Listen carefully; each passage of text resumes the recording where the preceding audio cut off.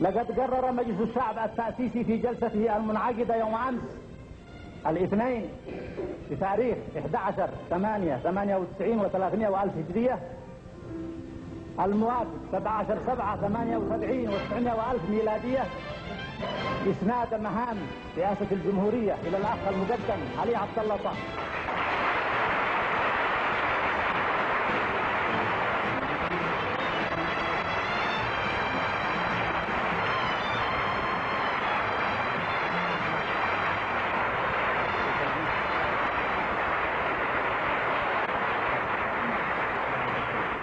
والآن يتقدم إليه فخامة الأخ الرئيس والقائد لإلقاء كلمته التاريخية. بسم الله الرحمن الرحيم، والصلاة والسلام على رسوله وأصحابه أجمعين.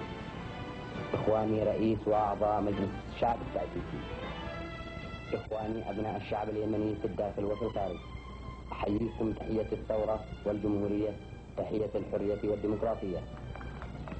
ويسعدني أن أتحدث إليكم اليوم بقلب مفتوح وكل ثقة بالله وبعونه وعونكم وكل إيمان بالله، لأن الخطوب والحوادث مهما كبرت لا تزيدنا في هذا البلد وفي هذا الشعب إلا صلابة وقوة.